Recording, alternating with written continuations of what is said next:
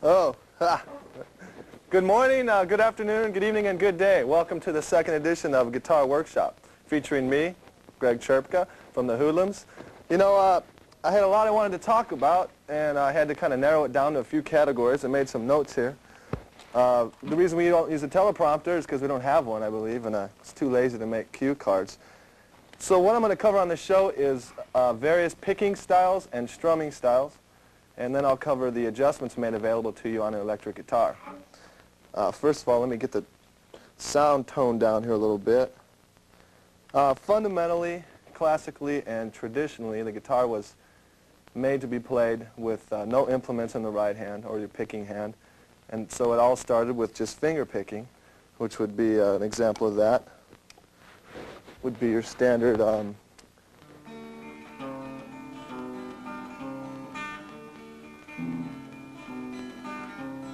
something like that. And you might think that that kind of limits you, but it really doesn't, because you can always have any of your auxiliary fingers here made available to you to play all kinds of kind of pinching two strings together and stuff. And if you still need a good attack on a string for like a rock solo, something like that, you can always use your index fingernail to get a sound like a pick. And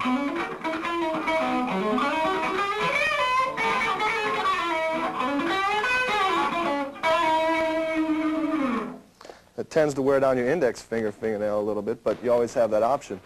Some of the guitar players that do play with no pick, I can think of one right off the bat, which would be Jeff Beck, one of the best ones around. You just have more variety. You never have to put the pick down if you want a finger pick, and you can, like I said, always use your index finger to pick. Then along came picks that you put on your fingers, and thumb picks. So that this is mostly common with banjo players and like bluegrass players, a country and western. So that you'd have a very sharp attack, like a plastic pick or a metal pick, on each finger. So for finger picking, it would give you a better attack. There are some guitar players that use just a thumb pick, which is kind of nice because it fits on your thumb and it stays there. You can't lose it.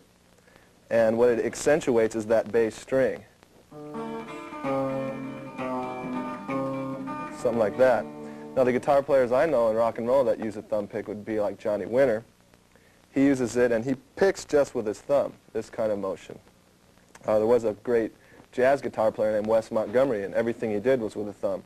No thumb pick though, he would stroke his chords like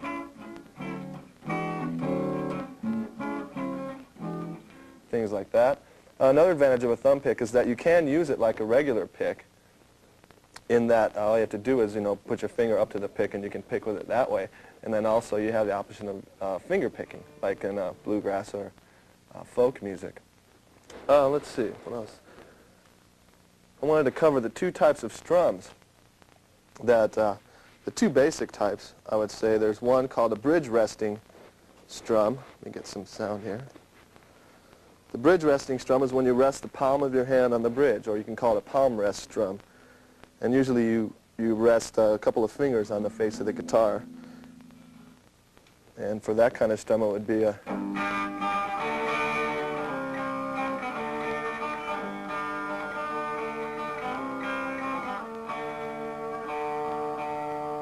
little out of tune there, sorry. Then you have the free floating strum, which was accentuated by jazz guitar because you don't rest your hand on anything. You just let it float above the strings, and it was supposed to make your attack across the strings more fluid, more even, and make all the strings kind of sound the same volume. And I don't use that much.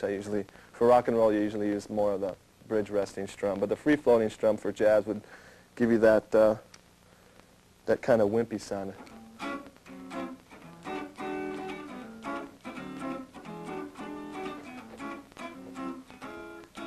something like that.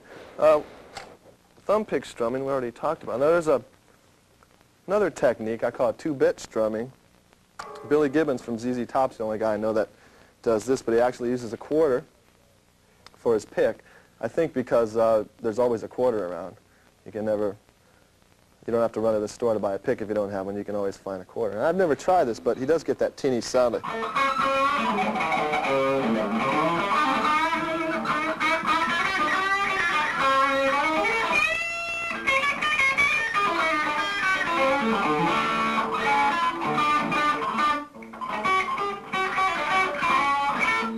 Anyway, so much for that. There's a lot of different types of picks. Actually, the technical scientific word for what I'm showing you right here would be the plectrum. I don't know who invented that name for it. It sounds kind of dumb. It sounds like a car made by Isuzu or something. The plectrum. And I guess it was kind of bad if you were hanging out with your musician buddies and you wanted to play guitar but you had no pick, and you had to say to a guy, hey, you got an extra plectrum on you, and I kind of borrow a plectrum. So enough for that. We'll call them picks. There's all kinds of picks, all different sizes. Plastic, nylon, white, pink, green, many different sizes. The one I use the most, or always actually, is called a Moshe. It's 100% nylon. It's very difficult to break. You can almost bend it in half and it won't break. Watch, I'll break it right now, probably. Has a hole through it, which makes it real easy to hang on to.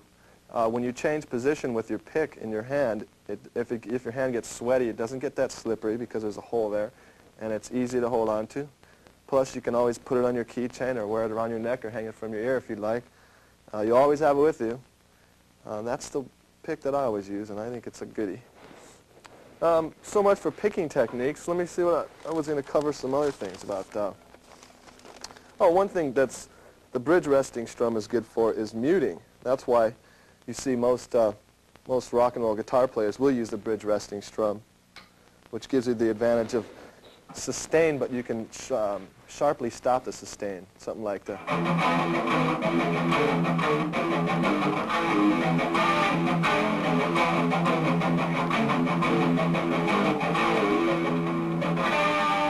Instead of having to open pick it and stop it with your hand, your left hand here. So there's another great aspect of the bridge resting strum. I'd like to say, don't be afraid to stay in one position on your guitar. I mean, don't be afraid to move around. You'll get a different sound playing up here on top of the fretboard. You get a different sound playing right over the rhythm pickup.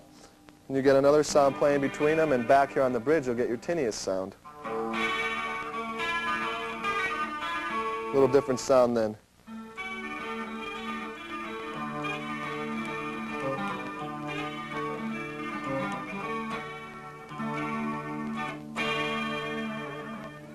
So anyway, I think that kind of covers picking styles and such. I'd like to get into some of the adjustments made available to you on the electric guitar. First, I wanted to talk about the truss rod. Now, any good guitar will have one. Classical guitars have a piece of metal through the middle of the neck it's a truss rod, but it's not adjustable. Most electric guitars will have the truss rod adjustments able to be made from the top of the neck here, or if you take the neck out, you can adjust it inside. But what it really is, I have a busted neck here to show you. Actually, it's not quite busted enough, but here's the end of the truss rod. Don't know if you can see that. This neck is courtesy of one of the Whoodlums gigs, one I remember well. And what it does really is, it's a post of metal that as you tighten it, it puts tension from point A to point B across the neck. Now, the post is actually closer to the fingerboard than it is to the back of the neck. So when you tighten it, if you tighten it from point A to point B across like this, it's going to push up. The bar is going to want to bend up. So if you have a neck that is bowed in the middle, swooping down, then you want to tighten the truss rod to bring the middle part of the neck up and even with the two ends. If you have a neck that's bowed up, we're not talking about a huge bow, but slightly bowed, and I think I showed you how to look for that on the first show. If it is bowed up, you want to loosen the truss rod, and it gets to the point where just a few turns will make the difference. You know, you're looking to get it perfectly straight, but you usually won't always get that. But anyway, I thought I'd show you the truss rod here. This one's adjustable from this end, where most of the more expensive guitars are. The truss rod's adjustable from the machine head end of the neck. What else? Well, let's see. What did I cover? That's about all I had to cover here. I wanted to give you a few tips about whenever you're done playing guitar, no matter how long or short you've been playing, always wipe it off. Wipe each string like this. Grab the string and pull it all the way down, all the way up, each one. The acid in your fingers wear out these strings very quickly. You've seen that stuff called finger ease and this lubricant and stuff that's supposed to keep the strings nice and slippery for ease of playing. I just try and keep the guitar kind of clean. Always do the back of the neck. See, if you take care of your equipment will take care of you. It'll last you a good long time. The acids in your fingers will eat the finish off of a neck like this, which isn't really that critical. But eventually it'll kind of damage the wood. So anyway, that about concludes the show. I had one more tip to give you about taking your cord out. It's always good to unplug the amp before you take your cord out. So that's a bad habit of mine, but I'm sure you've heard that as a way to screw up your speakers, this and that. But really, if you take care of your equipment, it'll take care of you. Like, for instance, I borrowed these monitor speakers from Rene here. He's had them about 10 years. He's taken really good care of them. He only lets people he really trusts borrow them. So I'd like to thank him for that. Oh, and by the way, I'd like to thank Diz for the sweater. I really like it. It's great. He's had these for 10 years. They're in really good shape. They've always been pretty good. And like this one, it's probably the better of the two. It's got the Whoodlums emblem on the back. And if you keep them clean, careful not to drop them, they'll probably last another 10 years. Whoa. Oh, shit. Where's Rene? I hope you didn't see that. I'm sorry. I better end the show right here. I gotta get out of Dodge, as they would say. Anyway, thanks, and I hope to see you again on the next show, if we have one. We'll see what happens here. God, I feel so bad. This isn't wrecked. Wrecked the speaker. Every day I get you. Hi, this is your Hoodlum drummer, Rene, on the Long Live Rock Show. I'm here today with the Richie Rich Band. What's your name? I'm Rich E. You're Rich E. You're the lead singer of the Richie Rich Band? That's it. Okay.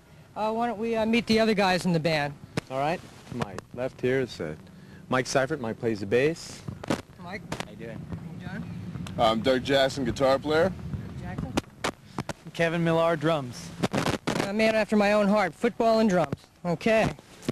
All right, this is primarily a recording band. These guys haven't been out yet. They're going to be debuting in November on Thanksgiving. Why don't you tell me something about that? Where are you guys going to be playing at? Well, we're going to be playing Goodies in Fullerton. And we're going to be doing a video there as we shoot it. It's going to be a live video, and we're also going to be featuring some videos that we're going to be shooting here today. Okay, that's great. It's going to be a debut for you guys, right? Yeah. Okay, how long have you guys been together? Well, it's piece by piece, really. I've worked with Mike on projects in the Orange County area here for a couple of years. The past few years, yeah. We've been together. We played in a band called Mad Racket that did an LP last year. It was released around here. Yeah. Doug and I have been playing together for about 3 months now. Doug's put in the most time on this music with me in rehearsal before we got everything together.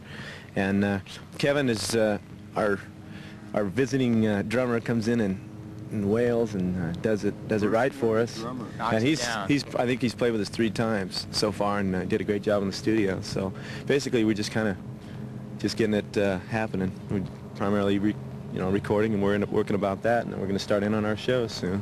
Okay, well, we're going to give, this is the Long Live Rock Show, and I'd like to give the station a little tag now, okay? So on 3, I'm going to say, you're watching Long Live Rock on KYOU, okay? You guys all know what to say, right? No, I'll say that, right? Yeah, you're all going to say it together. We have to watch Birdie. You're going to look at the camera, and we're all going to say that. Barbershop Quartet. Say it again. You're watching Long Live Rock on KYOU. It's always the drummer that screws up. I don't know why that is. Okay, guys. Now you all know you're going to say, right? You wrote that down, didn't you? Lenny. Okay. It's right All right. Lenny. Okay, I'll lead you into it. 1, 2, 3. You're watching Long Live Rock on KYOU.